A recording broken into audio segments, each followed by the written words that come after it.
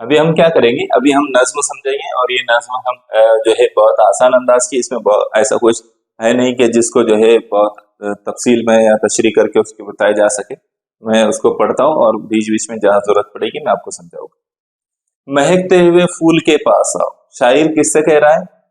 परिंदों से कह रहा है। क्या कह रहा है? ये बातें सब जो है शायर जो कह रहा है वो परिंदों से कह रहा है, ये जहन में रखिए आप। ठीक है, महकते हुए फूल के पास आओ, लचकती हुई शाख पर बैठ जाओ, हवा में कभी उड़ के बाजू हिलाओ, कभी साफ चश्मे पे गोते लगाओ। देखो कितना शायर का दिल कह रहा है कि मैं उन्हें इस तरह से हरकतें करते हुए देखूं, कभी उड़ के बाजू हिलाओ यानी पर अपने हिलाओ, और कभी साफ चश्मे जो पानी बहता है उसमें गोते लगाओ। वो परिंदे पानी में गोते लगाते और फिर इस तरह से जो करते हैं वो पानी अपना झटकते हैं तो कितना खूबसूरत मालूम होते हैं। वही मंजर देखना चाहता है शायर। यूं ही प्यारी चिड़ियों अभी और दौड़, उदक कर इधर से उधर दौड़ जाओ, चहक कर उधर से इधर पर हिलाओ, चमक कर कभी शाख पर चहचहाओ, उछल कर कभी नहर पर गुनगुनाओ, यूं ही प्यारी चिड़ियों अभी और दौड़। तो यहाँ जो बात कही जा रही है कि शायर कह रहा है कि मैं तुम्हें उदकता हुआ देखना चाहता हूँ, इधर से उधर दौड़ता हुआ देखना चाहता हूँ, कभी तुम्हें चहचहाता हुआ तुम्हारी आवाजें में सुनना चाहता हूँ, और कभी तुम्हें गुनगुनाता हुआ देखना चाहता हूँ। यही चीज शायर यहाँ कह रहा है। कभी बर्ग ताजा को मुंह में दबाओ, बर्ग यानी पत्ता, नए जो छोटे छोटे पत्ते होते हैं ना उनके बारे में कह रहा है शायर। कभी बर्ग ताजा को मुंह में दबाओ, कभी कुंज में बैठकर फड़फड़ाओ। जो दरख्त की छांव होती है ना, तो साया जो होता है उसमें जो बैठने की जगह होती है उसके लिए भी इस्तेमाल होता है।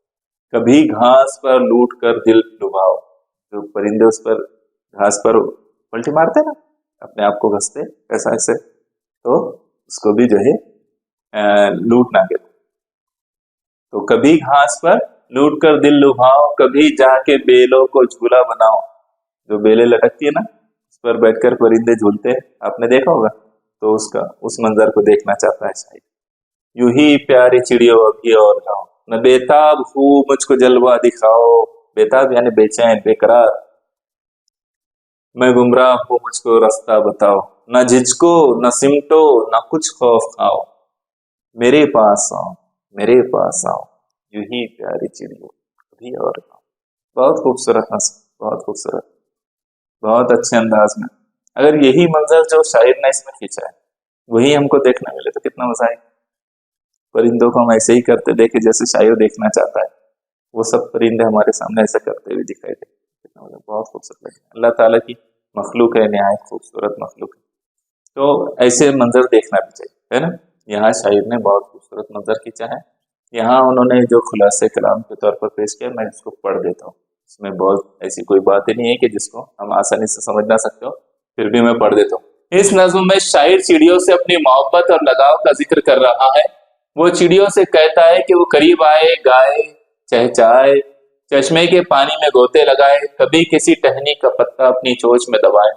चिड़ियों के इधर उधर फुदकने को देखकर शायर बहुत खुश होता है और उन्हें इसी तरह चहचहाते, गाते और फुदकते हुए देखता है। यही बात है जो हमने अभी समझी, ये नज्म में बयान की गई। और उसके कुछ अल्फाज मानी यहाँ पर है, वो समझ लीजिए, फिर हम मश्क पर आएंगे। बर्ग यानी पत्ता, मैंने आपको बताया, कंज यानी दरख्त के साए में जो बैठने की जगह होती है। जलवा दिखाना ना सूरत दिखाना, गुमराह रास्ते से भटकाओ, ये आपने याद रखना है अल्फाज मानी भी। अब हम अगले इसमें जो है मश्क हल करेंगे, सवाल और जवाब को देखते हैं, ठीक है।